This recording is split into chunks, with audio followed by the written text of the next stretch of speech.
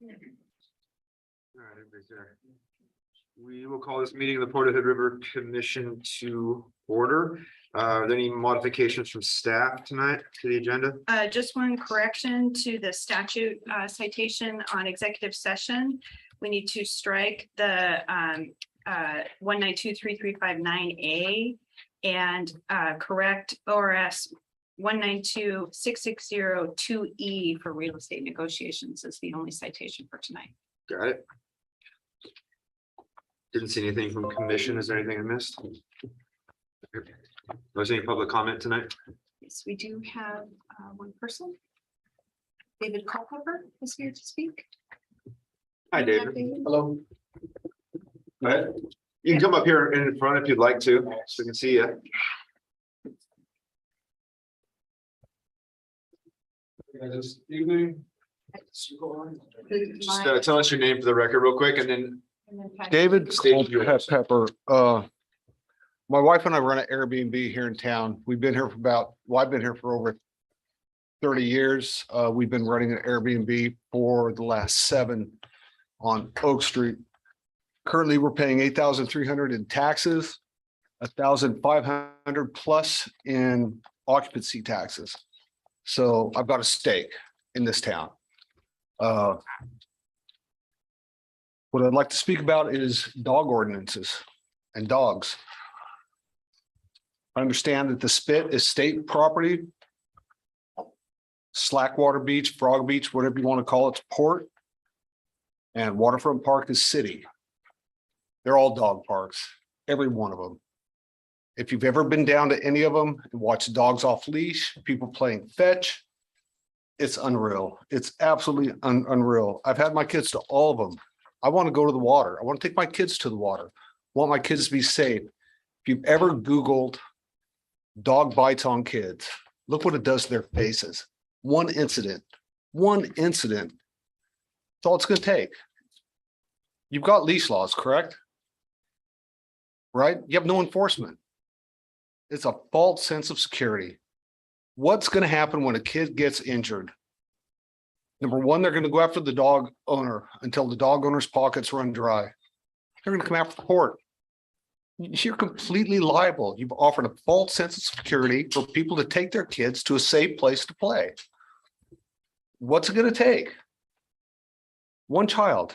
The Spit state. Understand that. I've got chewed out on the Spit for my kids carrying the stick. All it does is prompt the dogs to run up to them. Excuse my kids for carrying a stick, collecting driftwood to do an art project at the house. Sorry for that. At Waterfront Park, a woman playing fetch with her dog from the play equipment. At the beach down there, playing fetch with their dogs running loose, kids wanting to swim. The feces, the urine, the dog, it's not what I pay taxes for. I want my kids to have a safe, healthy place to play. One place. Frog Beach, Slackwater Beach, what do you want to call it? That's just unreal. I'm down there 2 weekends ago.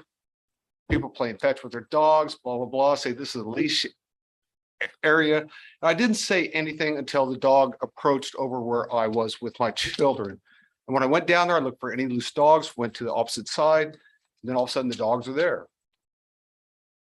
I was down at Frog Beach at the beginning of this season, and there was a guy down there playing fetch with his retriever. Dog was fine. I said, keep your dog there. I'm taking my kids to this side. Just be peaceful. Keep your dog over there. My daughter's terrified of dogs. Said she got rolled by a dog out on the Spit because my son was carrying a stick. Well, this other lady comes down with her pit bull on a leash to wade in the water. The dog playing fetch comes over, sniffs the other dog, fight. The two dogs are tearing each other apart. They rolled a 2-year-old baby across the sand, right over the top of it. I walked over, the women are arguing about whose fault it was. No one gives a toss about the kid. Children should be our top priority, not our lowest priority. Properties, bridge, all of that stuff. Yeah, it's important. It's very important. Kids, man.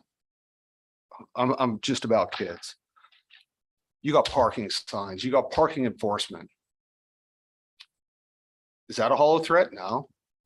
You've got the signs, you've got the enforcement, you've got leash laws. That's a hollow threat. That's nothing but a vague reality of safety for our children. That's all that is. That's all that is. You guys need to get serious about dog prevention, control, and enforcement. You have to get serious about it. You can no longer just let it go by the wayside. We've got more and more folks coming here. I love the tourists, believe me. I make my living off them. I retired young. I'm not working. I make my living off of Airbnb. That's it. My living's made off of tourists. You know, and we're all about the tourists. Great, fine, bring them. I love them. But keep your dogs leashed. The 2 dogs at Frog Beach, Slackwater Beach, I don't know what we call it these days, Nichols Basin Beach. Those were both locals. The pit bull on a leash, the woman did not want to call Amanda because Amanda knew the dog. The dog had a history. Local. It's not all tourists. It's local folks too. We have to get serious about this, guys. Okay? You have to have enforcement, you have to have fines. A $500 fine for a dog off leash would dang sure pay for the enforcement part. We have to find a way to enforce fines, and that's the legal side. You have to find a way. You have to get with Amanda, the city, the county, whatever it takes. We have to have a way to enforce dogs on port property. I want one safe place to take my kids. I like Frog Beach, Slackwater Beach, Nichols Basin Beach, whatever you want to call it. I like that beach. It's out of the wind, shallow for a while. My kids are life vests. It's all good. I don't want dogs. My daughter runs up and crawls in my arms as soon as she sees a dog come onto the beach without a leash. It's not what my kid wants. She shouldn't grow up that way. You know, this is her town too. She's 4. It's her town too. Just give me one free area to take my kids, please. One free space to take my kids without dogs running amok on the beach. One. I don't want them stepping in dog poop. I don't want a dog biting my daughter's face. One scar on a child. How liable support for that if it's port property? You know, that's all I gotta say. We appreciate your time. Thank you. Thank you. Thank you. Do we have contact information? Yes, we do.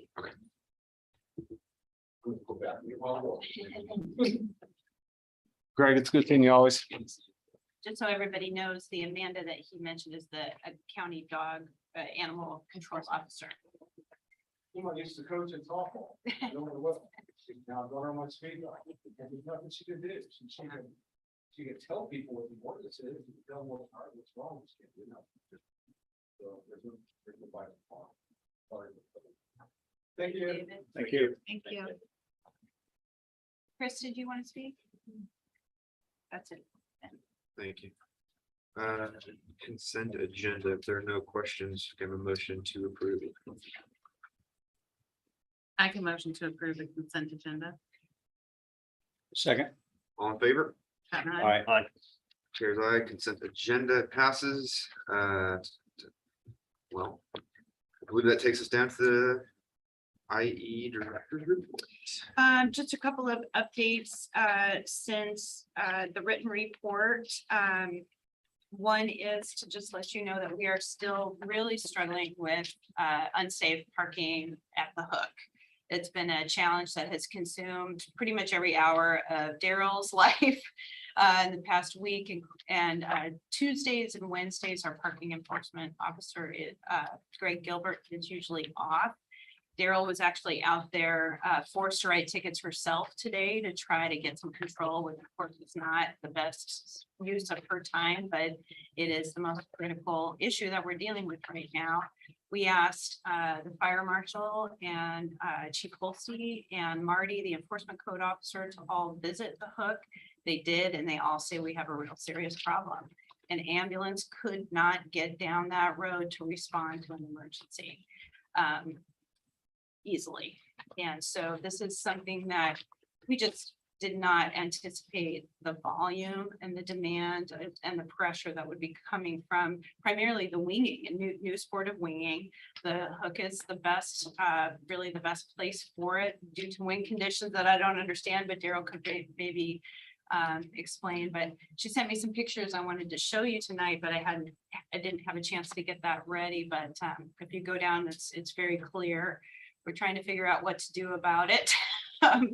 And don't have any immediate solutions, but we're exploring it, and we might be having a new item on the agenda for the 16th to deal with it. But that's the main issue. Also, the sad news that the frog at Frog Beach disappeared this morning, has apparently been stolen.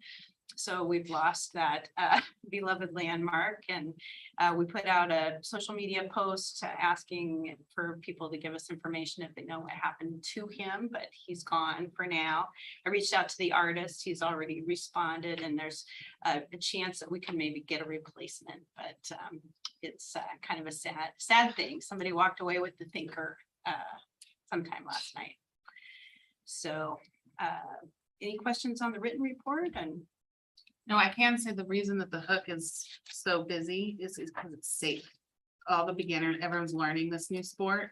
And so they take off from the hook and they drift down and they end up caught at the sand. Unfortunately, the situation at the hook is unsafe. The experience. I've seen it. so we do have a gate right here that we could close. We do also have concessions here that have concession agreements with us, whose business depend on their customers being able to access that. So that would be a pretty drastic measure. We don't currently have available staff to man the gate.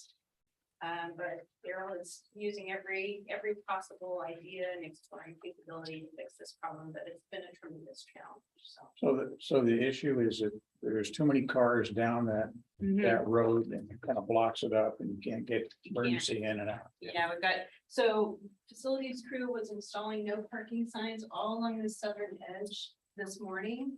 They were unable to complete their job because the wind picked up and people started parking right where they were gonna put the no parking signs. So Ryan and Steve are going out there, I think, dawn tomorrow to complete this. Daryl is working on getting a parking lot full sign sandwich board ready to put up here once things start getting full, that we hope will maybe turn away some folks. And I think we've got a little bit more compliance here with no parking in the turnaround area, you feel? They were going to put more signs in down there today, but they couldn't because people were parked right where they needed to put the signs, so they'll go back and do that. Would it be worth the conversation of those concessionaires who we want to support where we can? Having a conversation with them about staffing that gate? And if the customer is coming in there, fine. If they're not, you're not parking on the hook. I think the concern for us is that we would, if it were a port employee, it would have to be a seasoned adult. And this is, can be really confrontational, unfortunately, with folks trying, even with Greg and Daryl, they're dealing with some pretty strong abuse. So we wouldn't want to put a teen out there. So maybe I don't understand. So you got concessions down there. Here. So you would need to be able to get a supply truck or pickup or something down there to feed the concessions. Well, Not concession food, It's not a lessons. food- yeah. kite school or a wing school. It's like not big a food ones. concession stand, it's lessons and, CGW2 is down there, they do lessons and concessionaire for rentals, kayak rentals. Because the kids learn inside the hook because it's very safe. Yeah. Daryl, before let's talk about that sandwich board sign. Yeah. That concerns me because if that's not adequately maintained, Oh, yeah, it could just end up in the river. well, that too, it can frustrate a lot of people. Mhm. But there's plenty of spaces. You say it's full, and now you're changing that sign 6, 7 times a day.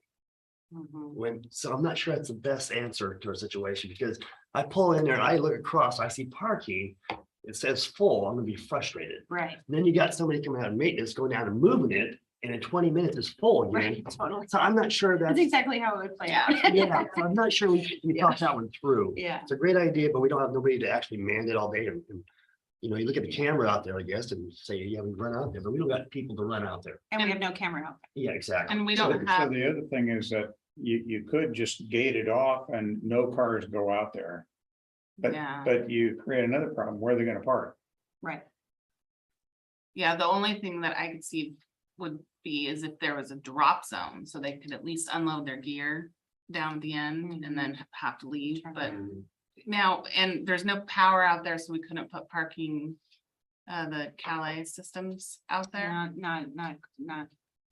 Not for a while. not for a while. Yeah, Let's see how the no parking Yeah. signs, if, once you get all the proper signs in, right. let's see how that goes. If they ignore it, let's take the next step at the next meeting. Well, and I think too, letting the concessions know, giving them, say, if this continues to be a problem, it's gonna get shut down for everyone. Yeah, but they're representing port and they don't have no Right. authority, and that's a slippery slope I there. know. It's, like I said, it's computational. Yeah. It really is, like the dogs are, I did speak with each of the concessions and I asked, and their staff. And asked them all to, as employees, to park correctly and then all of their guests to make sure that they're parked correctly. And I let Great them idea. know that it's possible the gate will get locked if it continues to be really crowded. So part of what's happening is we put up signs to accommodate the emergency vehicle turnaround and their access to get in and out, but because it's taken away so much parking, now we're getting lines of cars just doing circles, waiting for someone to leave. Sure. So And- it's really- And you're dealing Would with a it lot of be- people out of town too. It is, yeah, and would it be, maybe worth talking about, 2-hour limits? But Again, it's enforcement, an how- enforcement. Yeah, Uh-huh. That's the biggest. we've got one parking One guy, person, yeah. so yeah, just kind of an expression of a tremendous problem that It we're is. wrestling with. It's taking up a lot of time, especially Daryl's time. Driving the car on the water, they're not easy accessible. Exactly, well, Picnicking there, we can walk over and say, hey, are you? but I know what's happening is that a lot of people are dropping a car and leaving it there all day, so that in the afternoon they can, Mm. so that's a problem as well for people just leaving their vehicles Yeah. all over the place. So we're wrestling with that. Yeah, it may be Keep you- worthwhile to have a roundtable with the concessionaires down there and just see what they think, how involved they want to get, and if they have any suggestions. And just have a roundtable. Yeah. And I've got a suggestion, shuttle service. Yeah. What about having a parking area that could be used, lot one or whatever, and then having a shuttle, it just goes off. Parking except to the concessions and their permitted guests, Yeah. and just having, it might be less expensive than some of these other options. Yeah. If the port had a concessionaire that provided shuttle services. Yeah, it's just hard because their gear is really big, Mhm. and so they have to drop it and then go park and then get shuttled back. Unless this shuttle was equipped with, I mean, like ski shuttles have space for ski gear. Yeah. You had gear underneath or space underneath or somewhere you could provide. Yeah, Bigger, yeah. That's something I know that we wouldn't be able to implement this summer. No, you definitely know, not. but- And we'd have to plan for it, but. It's only gonna get worse because everyone's migrating over to it. Let's get the signs in, we'll see what happens Yeah. there. Step number one. Lunch and lunches. Any other questions on anything else in the report? When do we expect to hear from, the fracture critical inspection? Oh, that's a good question. I believe we were expecting to get their first report in October, but I'll have to double check with that with David Evans. Yes. I feel like we get it in the fall. Okay. But I'm not. And I don't remember if it was in your report, just like to know where are we on the, ordering the cable Okay, and, where that whole thing stands. okay.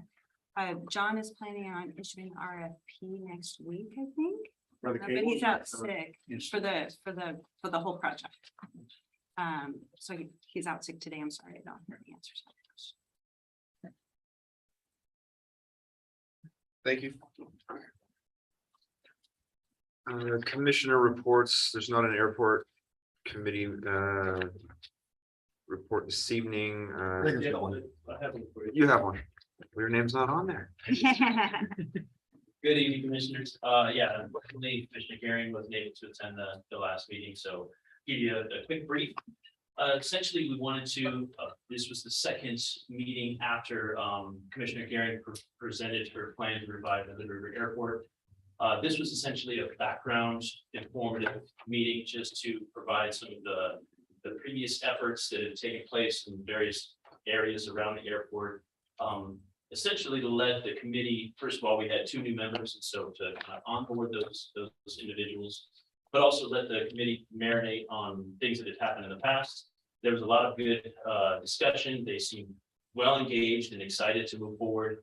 This next session, which will take place on the 18th, the focus will be on specific areas. They highlighted 5 just notional ways to break down how they might address the deficit and seek additional revenue. One was the reduction in services, so that would help our bottom line. The other was looking for ways to increase revenue through ground leases or standard leases, flowage fees through the fence agreements, and then passive solar energy ways of also that'd be a reduction of services, but if there's a way to generate enough, that you sell it back to the grid. And so the thought was we'll take 1 or 2 of those in ongoing meetings and dial in and get specific about how we could increase those as possible scenarios and really just leave no stone unturned. So this first one was just a drinking from the fire hose for everyone, and but it was well received and everybody is fully engaged and excited about the opportunity to provide some good guidance back to the commission. Any questions for Greg? No, that's good. Thank you. Back to the working group. anything? Yeah, I'm gonna ask Michael, the project manager for HNTV, our new contract. Why don't you take a couple minutes and talk about the next 4 to 6 weeks, the focus that you've got. All right, so, well, initially, we got the office set up. Beginning next week, the IT folks come in and get all the monitors and workstations and all of that stuff, so we'll be up fully running, so if you want to stop by and see it. I'm here on Monday, Tuesdays, and then virtual Wednesday, Thursday, Fridays, so stop in and check it out, looks pretty nice. So Kevin came over the other day and checked it out. We're focusing on getting our sub agreements and getting all of our stuff together, but as far as work activities, we'll be putting together our major plans, which is the program management plan, project controls, and communication plans.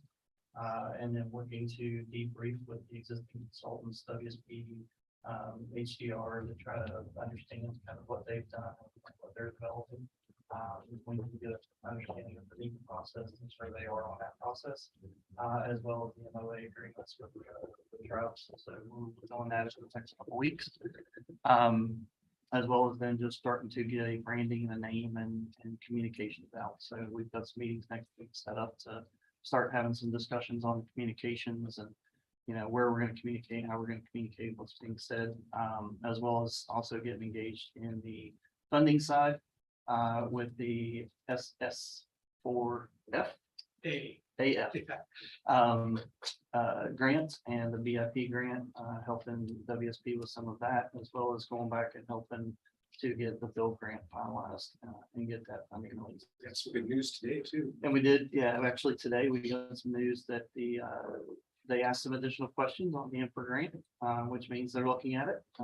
They did not send us a no, so that was good. They're asking for some more details, so we met this afternoon and got our finance folks in and are starting to kind of formulate responses to that and see if we can push that to come through. So, but yeah, it was very, very positive. I think Cal, our national lobbyist, felt like that was very positive. So, cool. Well, it sounds like maybe your friend in DC is poking a little bit, asking questions, or I think so. I mean, I think the other good part about the conversation that we had today with HETB is the information that we're getting to respond to the infra grant will be used in the BIP grant. Yeah.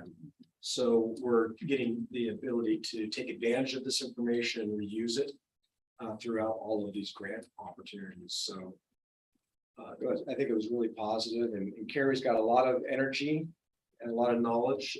He's the one that managed the Golden Gate Bridge down in San Francisco. So yeah, great to I have remember his- meeting him in the orals. Yep, and we're trying to get, I think he's gonna be able to come out on the 24th of August along with our lobbyist.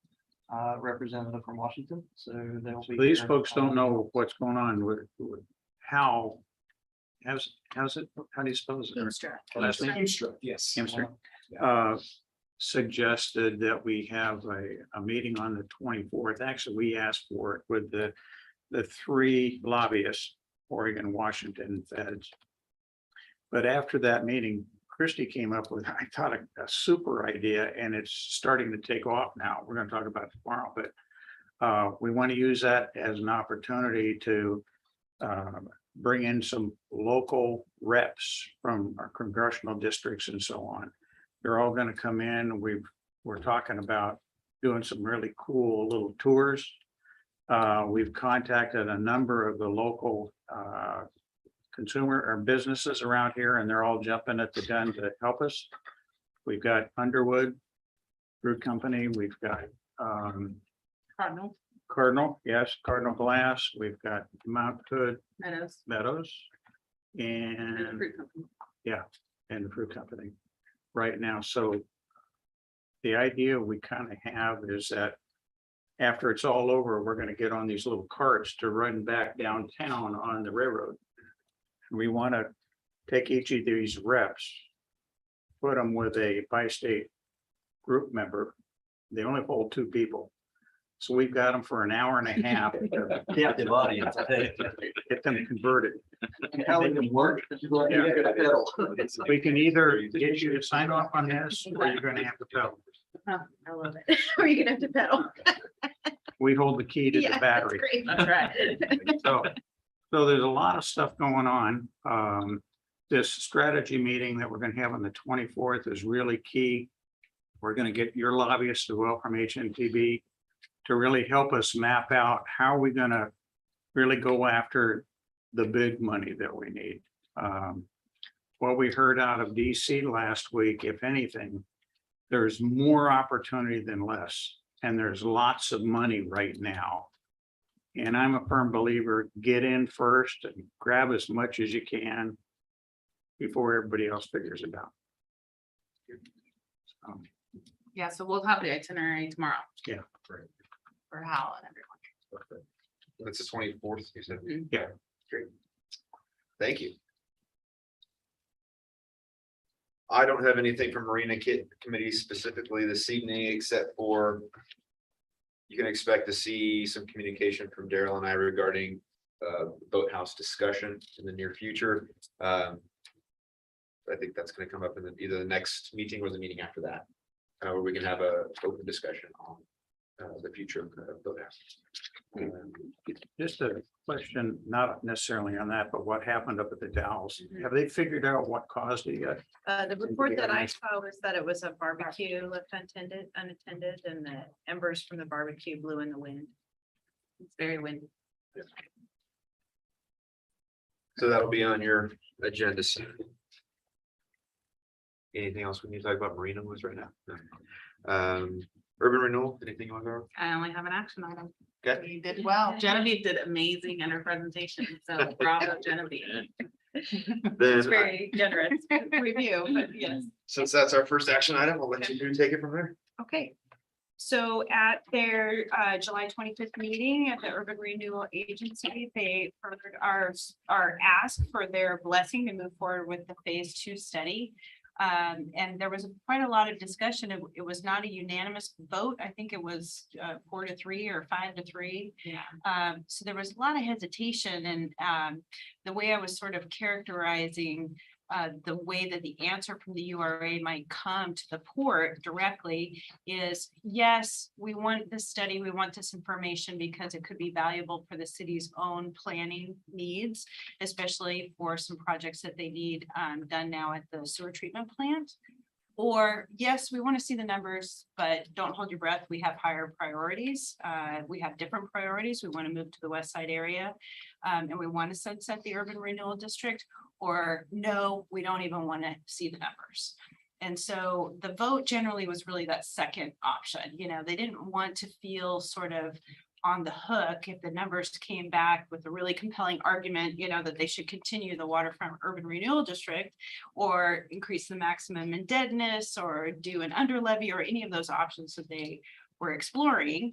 They didn't want it to come across as like a promise of cooperation, but they didn't object to the second part of the study. So this is a contract amendment to Ms. Howard's original contract that extends the timeline of her contract and adds budget for the phase 2 part of the study. Candy, how long's it been for that underlay? Oh, I'm not familiar with that. Is that recently? The underlay? That's an option? The under levy, Yeah. well, that was just sort of noted as a hypothetical We- potential we action never that they could addressed it, we take. Never talked about it. No, and it's just something that's coming out of Ms. Howard's study as it's a potential option for them to pursue. If they wanted to do an under levy, it's one of like 6 different options that they Right. could do, so. Okay, just not familiar with it. Yeah, Also, I don't think they've considered ever doing that in the past, Reese, but you're absolutely right. I mean, it's new, it's just, okay, here's your menu of options and that's one of them. has Elaine handled a separate lot, like say lot 1, 9 acres for a new district? She done that before? Is it without having any development on a vacant lot? I don't know that. I don't know if she has. That seems like a long shot because there's no cash flow coming in, there's no tax increment. So she- Well, there was a lot of discussion about a cherry stem option too, that would sort of have the acreage for lot 1, but also it's just gotta be geographically connected by land 1 foot wide. You know what I mean? So you don't have to do a big giant block, but you can do 1 lot over here and then this cherry stem to the sewer treatment plant. And that's legal. So that's another option. Was that applied to lot 1? Do we have Yes. that 1 lot or 1 foot? It could be just that, no, the 1 lot, the 1 foot, I think would go from lot 1 to the sewer treatment plant. Or another project location for the city, As long as they're connected. So as you long as run they're it down a connected sidewalk. by 1 little cherry stem, yeah. Another menu item on their menu. Yeah. So the purpose of the study is to sort of think through each of those menu items and say, this is what it would mean in the short term, the long term, this is what you could do, this would be the impact to your other priorities, so. Were they receptive to raising the MI? I would not characterize that Okay. as being the general vibe, no. Okay.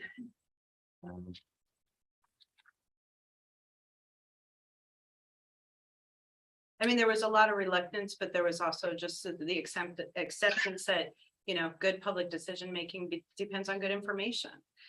So they were comfortable moving forward with the phase 2 part of the study, and that's about it, right? Thank you. I forget what it says in here. What's the due date, completion date for the study? The contract extends through December, but she expects to have the study done at the end of October. Then we would have meetings with the URA in November and review and maybe a couple of follow-up meetings. So the contract carries through the calendar year.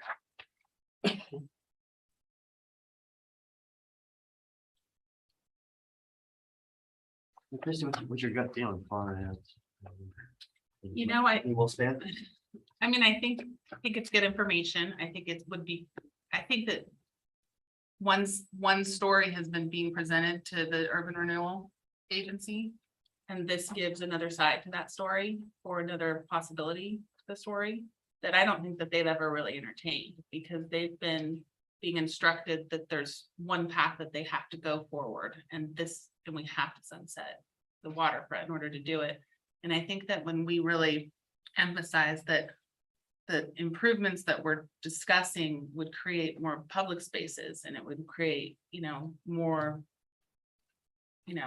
public facilities, the tide seems to be turning a little bit on the interest of creating more usable recreational areas down there. I think if it was just lot 1 infrastructure, it would be less, but when we start talking about the Festival Way and we start talking about maybe reconfiguring the event site entrance to being able to house some, concessions, Both are interesting. some, stuff like that, then it started to kind of pique their interest. So, the vote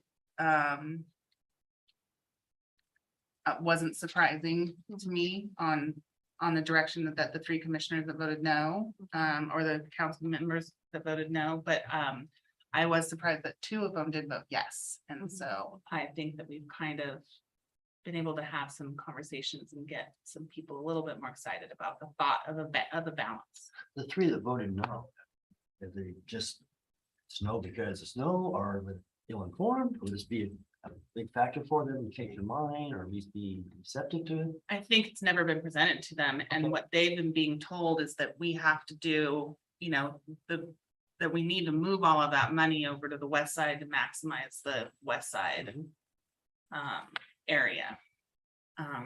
So it's never been entertained, and of course, their priority is housing. And so they're looking at it as, what's the trade-off between infrastructure that will help the port versus public spaces, which I don't think that they've been presented ever, versus maximizing the indemnities on the west side. So I think if we can keep the focus on, we really want to utilize these monies to help projects that will benefit public spaces, it will be better received. Thank you. Sounds relatively positive compared to what I've heard in the past, where it was heck no. Now it's, Yeah, and well- yeah, and the heck no, I mean, the commissioners that voted no, it seemed to me like their priority, their concern was anything that would deflect from that housing priority. So then they started to feel kind of comfortable that this might not be, that a distraction from that housing priority, and it might, be again, sort of the sum of all of its parts, good work everywhere is not a bad thing. There was concern about their bandwidth, just, as humans trying to start a new district and sunsetting this one, and just the process that they would have to go through to increase the maximum indebtedness, and the hearings that they would have to do and the approval processes for that. So I think they were a little bit worried about the overhead. Even one of the commissioners that voted yes, that was her one question to staff, to the city manager, is what kind of staff time is this going to take? What's this going to cost us on staff time? And isolating it just to the study, the completion of the study, the answer was there will be no staff time. This is a port funded study with a consultant. So just for that isolated question, but if there is concern about, are we going to get stuck in a cumbersome public process when we need to be focusing our energies on affordable housing? So under this contract, is Lenny gonna represent us? And she's gonna answer those questions for those counselors? Elaine? Yeah. Yes, and she did a great job. Okay. She zoomed into the meeting and answered a whole bunch of questions. but I mean, going forward. Forward, yeah. Yes, She's yeah, gonna she sit down with would, them yes. one-on-one and see, answer their concerns, because there's lots of legit concerns, but I think it's lack of information. We have a problem here. Right, and her scope isn't necessarily kind of to act as a liaison or sort of a facilitator. Her scope really is just to present the good information, the hard numbers. Like I said, Yeah. talk to Christy about this too. I think Elaine's the right person. She's not biased. She's not working for the Right. port. She's not working for the city, but she has respect from both parties. Exactly. Yeah, and she's a great spokesperson for us. Yeah. So, Yeah, she did a Um, great job during the meeting. but in this contract, if in fact the city does want to have a meeting with Elaine one-on-one. They can, yeah, have that. absolutely. Okay, good.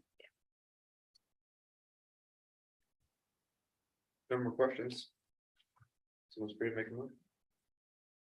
Mr. President, I make a motion, we approve amendment 101 contract Elaine Howard consultant waterfront urban renewal to refinance analysis phase 2, not to exceed 15,680. Second. All in favor? Aye. Aye as well. Okay, thank you.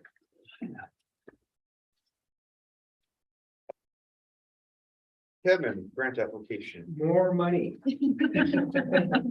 That's good. So, Good comment. we are requesting or recommending that the commission approve authorization on the Bridge Investment Program grant. This is $100 million program that would be jointly applied for with Quickatack County. The county just passed a resolution authorizing their participation in this. So the deadline is August 9th. We should be getting a draft of the grant in the next couple of days. HNTB will be reviewing that document along with myself. We've got the benefit cost analysis that Todd Chase from FCS Group is doing as well. So everything appears to be proceeding according to Hoyle. Getting all the letters of recommendation pulled together, getting a couple of new ones as well from the most interesting new letter is from a company out of Longview, Washington that attempted to send quite a few logs down to Bingen. Our bridge was derated. Bridge of the Gods was not an option. The Dalles was being worked on, and the tunnels on 14 were too short to take their load. And so their option was either to do two loads from Longview or go up over Mount Rainier and come down through Goldendale. So I was like, we need to get this in a letter and send it to DC. So that'll be a good new case study for this application. So, you know, to kind of get off track, but Mike mentioned the Safe Streets for All grant, which was a $30 million max. One of the things that we did learn is that we do need to have something that's referred to as an action plan.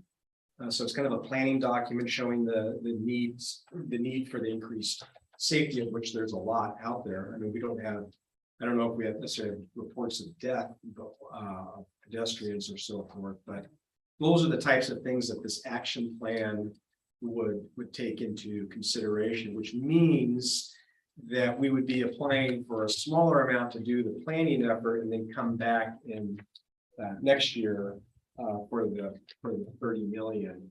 One of the things that I did was talk to Dustin Nielsen after spending a week with Mayor McBride back in DC. They've got plans up on the Heights to apply for some of that grant money as well. So, you know, we just want to make sure that we're not a vacuum cleaner sucking up all of the opportunities for the Mid-Columbia region. So we'll be looking to see if it makes sense to do some kind of a joint plan. But bottom line, we want to make sure that we're working with our partners and at least coordinating if there's multiple applications going out. So I just thought I'd take When does this. that one go in? That one would typically be like September 12th, I think. I think it's going to. Yeah, sometime in September. I like the idea about going after the 5 for a planning document, because we could use that document for lots of other grants. When we really look at the safety aspect of it. And it could tie in with the work that's going on here on the historic US 30. Yeah. And I know Mayor Keithler and White Salmon is really looking at ways to incorporate the future bike pedestrian facility into White Salmon and beyond. So it could be a regional action plan that didn't just apply to the port or the bridge, but to the communities. on both sides. This is good. Not that we want to take Be a away. little careful with that one. We don't want them to drag us down. Better reception. So I think that we'll kind of take a look at that planning grant and come back, but for tonight, staff is recommending that we move forward on the BIP for 100 million. So I move that we authorize grant application to the U.S. Department of Transportation Bridge Improvement Program in the amount of $100 million for the bridge replacement project. Second that. All in favor? Aye. Aye as well. Great, thank you. Good job, Kevin. Keep going. Now I've got Mike to help out. Good job, Mike. Welcome to the team. Okay, anything to add this evening, Commissioner Chapman? Nope. Commissioner Fox? Nope. Commissioner Strike? I'd like to commend the port staff in regard to the HNTB release agreement for their office space. I think that was really creative, thinking outside the box. It's a win-win for all parties. So kudos to you and who else is involved in it. Thank you. Job well done. Were there any directives this evening that were noted? None so far. Then with that, we can recess regular session and enter into executive session under ORS 192.6602E, real estate negotiations. We'll need Why don't we- 5 why don't we minutes. just take about a 5-minute break and then we'll be ready for that? How long do you think that it's gonna be?